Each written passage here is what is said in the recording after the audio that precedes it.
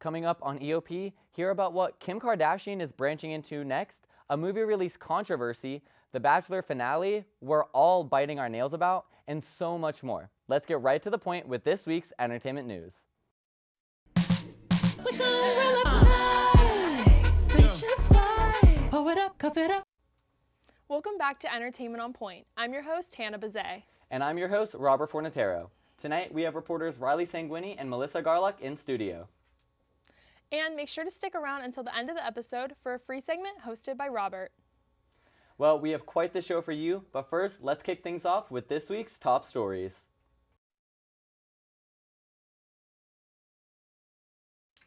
Tiger Woods is off the market, this time with President Donald Trump's former daughter-in-law. The star golfer took to his Instagram account to share photos of him and Vanessa Trump, formerly married to Donald Trump Jr. The post featured photos of Tiger and Vanessa smiling, as well as a photo of them on a hammock. The caption read, quote, "Love is in the air and life is better with you by my side. We look forward to our journey through life together. At this time, we appreciate privacy for all those close to our hearts," end quote. There have been rumors that the couple has been seeing each other for a couple of months now, but following this post, they're officially social media official.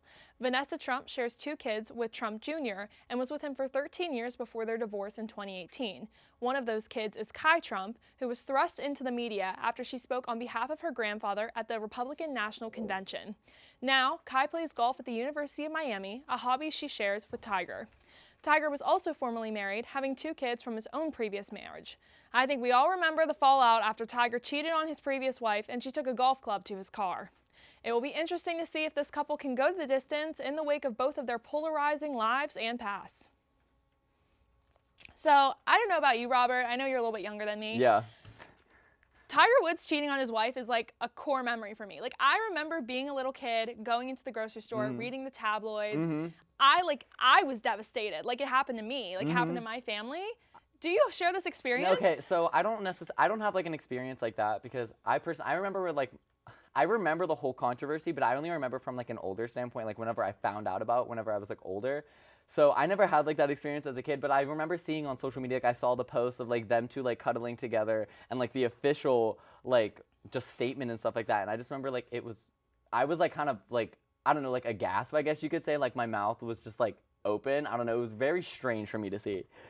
Yeah, it was very, I don't know. I just remember the cheating happening and the golf club to the car, which was iconic. Sorry, she ate. That was crazy. But that was like really weird. And I feel like every time I'm on social media and I see anything about it, I feel like it's like our generation that was so, I mean, it was like part of everyone's business. I don't know why that specific cheating scandal was so huge, but it was devastating.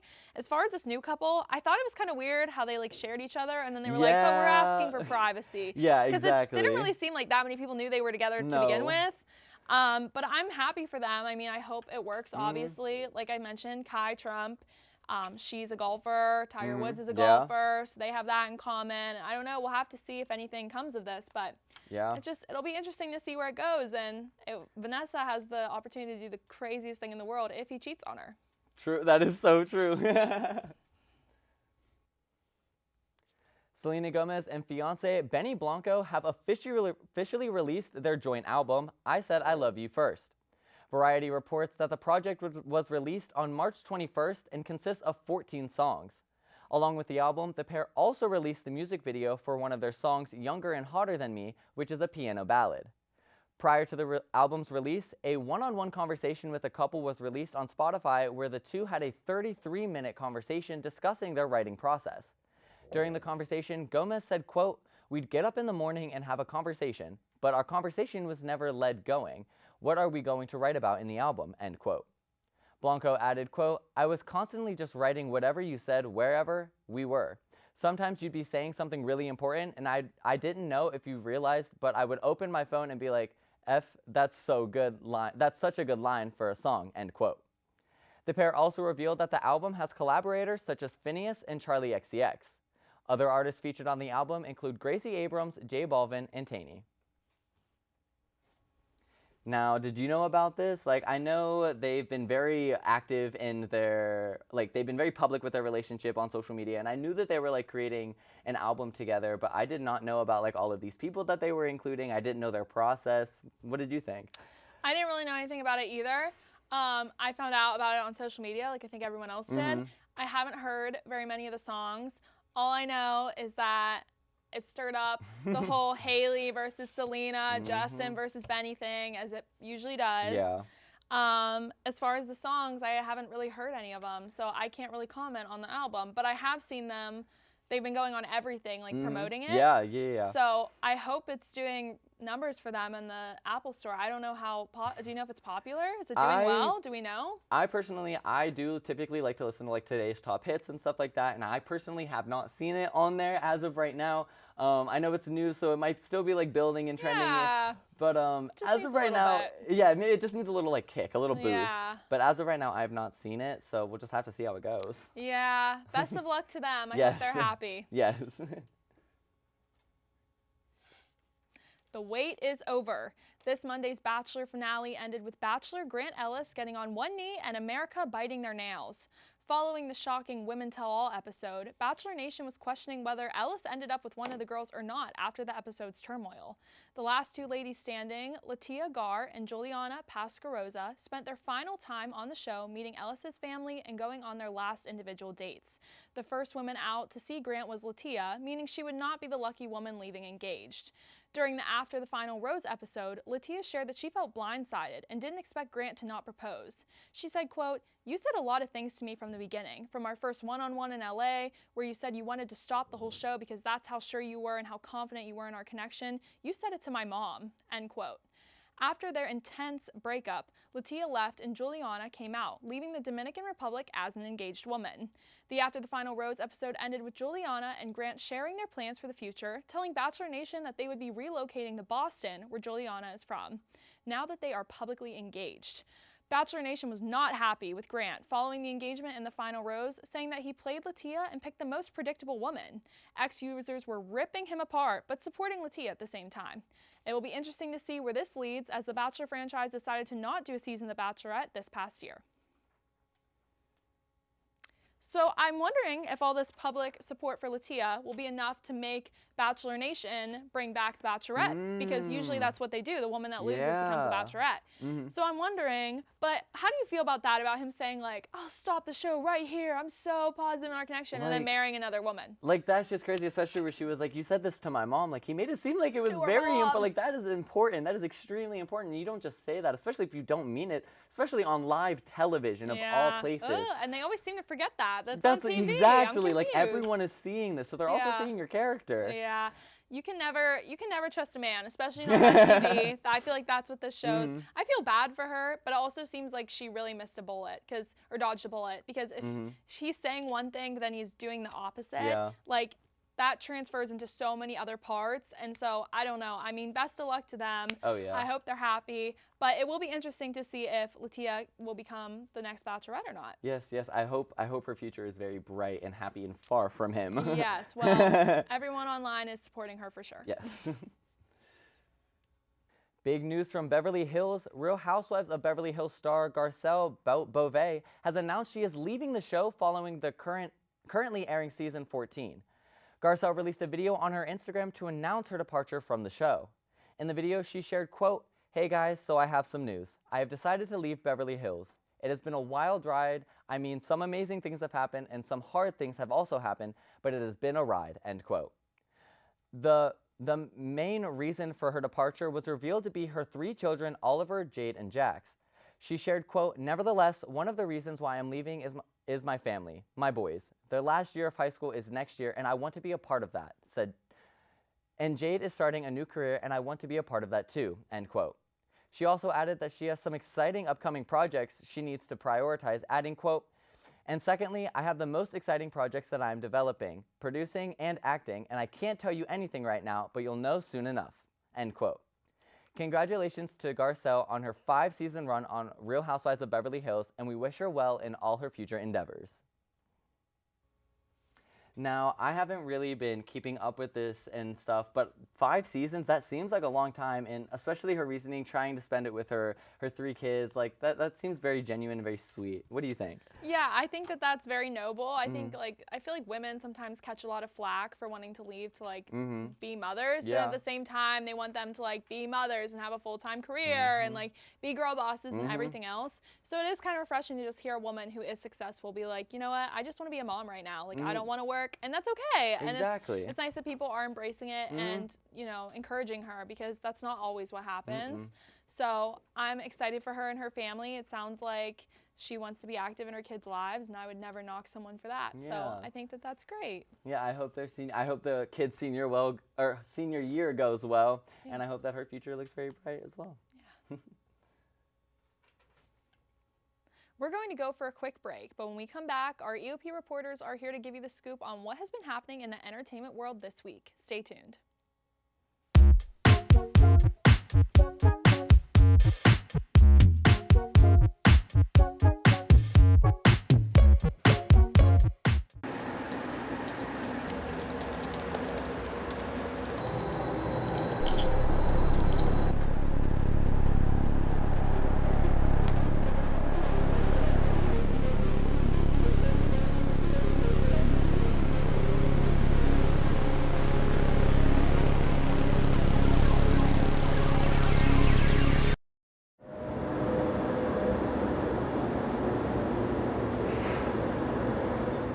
Three, two, one. Take them cue and open their mics.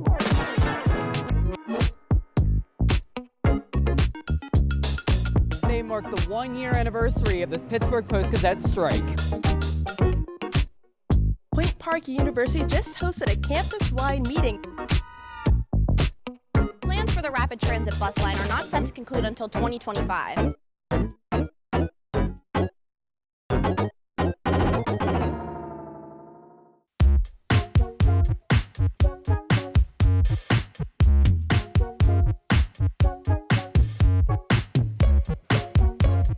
Welcome back. Our first reporter, Melissa Garluck, is here to tell us all about a disastrous Disney movie that even Prince Charming himself couldn't save movie theaters from going to. Melissa? Mirror, mirror on the wall, what's the most talked about film of all? That would be the live-action Snow White. The film debuted March 21st in theaters after loads of press and rumors. The film was set up for great success. The cast was star-studded, with Rachel Zegler playing the lead of Snow White. Her co-stars included Andrew Barth Feldman, Andrew Burnap, and Gal Gadot. Unfortunately, the casting of the Seven Dwarfs is where the original controversy of the film sparked. The term casting is used loosely in reference to these dwarfs. In this live adaptation, the iconic characters such as Goofy, Dopey, and Bashful were created with CGI. They appear similar to garden gnomes with exaggerated features and oversized heads. Critics are all around horrified by these disproportionate creatures. Regardless, director Mark Webb stands by his decision to not reinforce stereotypes of the original 1937 film. Meanwhile, numerous actors with dwarfism pointed out that this instead deprived them of roles. Actor Katrina Kemp told Daily Mail, quote, "It's a missed opportunity to make a movie with 7 little people where they actually have intended characters," end quote. On screen, the dwarfs aren't nearly as problematic as the plot changes. In this live adaptation, there's a limited focus on the timeless romance audiences first fell in love with. Instead of a prince, Snow White meets a bandit named Jonathan in the forest. This is just one of the movie's many switch-ups that caught the attention of viewers. From the musical numbers to script changes, Snow White was completely revamped to fit a more modern society. The film received criticism from both fans and movie reviews alike. On Rotten Tomatoes, the film received a 43% ranking, and IMDb, it was scored a 1.9 out of 10. Fans believe the film was too woke. Rachel Zegler's reaction to these comments have been ruthless. In an old interview with Extra, Zegler said, quote, "There's a big focus on her love story with a guy who's literally stalking her. Weird. So we reinforce on an inner journey that she goes on to find her true self," end quote. While it was anticipated for the film's content to be debated, some of the backlash went beyond the production. Despite films such as the live-action Little Mermaid casting actors from diverse racial backgrounds, some critics expressed that Snow White is a character rooted in European folklore and should be portrayed by a white actress. Zegler remains proud of her Colombian descent against inherently racist comments like these. With Snow White now in theaters, the movie will continue to be either praised or debated. This reimagined fairy tale will remain at the center of discussion of live adaptation films. Thanks, Melissa. Sounds like no amount of whistling could make this movie work. Yikes. Now, we send things over to Riley Sanguini, who is going to tell us about a certain Kardashian and how she's shaking up the industry. Riley? Kim Kardashian is making boss moves. The reality star turned business mogul just took back full control of her beauty empire, buying back her Skin by Kim brand 4 years after selling a 20% stake for $200 million. Kim is bringing skin under the Skims umbrella, streamlining her brand from shapewear to skincare. She says it's all about the vision, and let's be real, she knows how to build a billion-dollar empire. She's proven time and time again that she has the business savvy, star power, and drive to make any venture a success. With Skims already a global force, expanding into skincare feels like a natural next step, and Kim isn't leaving anything to chance. Kim first launched KKW Beauty in 2017 before rebranding to Skin by Kim. And get this, Kanye even had a say in the design. From fragrances to contour kits, she's been a pioneer in the beauty space, and now she's ready to take it to the next level under her own terms.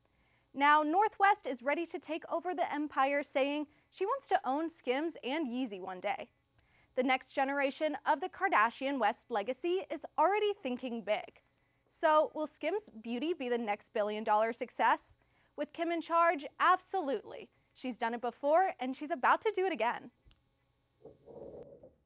Thanks, Riley. We're going to take a short break, but when we come back, our EOP cast will be playing a fun game of trivia from New York.